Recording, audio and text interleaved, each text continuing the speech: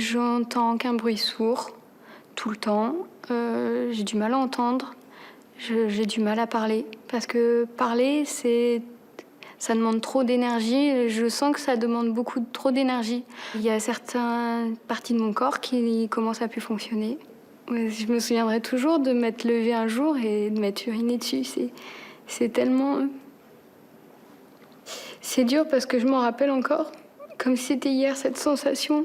Mais en même temps de me dire, mais qu'est-ce que tu fais? Et en même temps, on se dit, mais non, c'est comme ça qu'il faut aller. C'est bien, limite, c'est que là, tu vas dans la bonne direction. Et votre père va vous parler comme il ne vous a jamais parlé? On a beaucoup d'affection l'un pour l'autre, mais il me parle pas directement avec des mots. Et à ce moment-là, il a eu des mots qui m'ont tellement percuté que qui m'ont touchée. Qu'est-ce qu'il vous a dit? Mais il avait peur de perdre sa fille.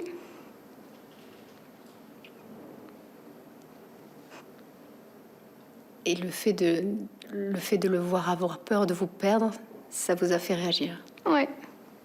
J'ai réalisé en fait ce que je faisais à ce moment-là, comme une lueur de conscience en fait à ce moment-là.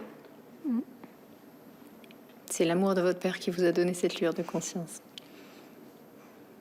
L'amour de mon père, de tout le monde qui était autour de moi, qui me donnait beaucoup d'amour, tellement de soutien, tellement, mais que moi je voulais pas voir du tout.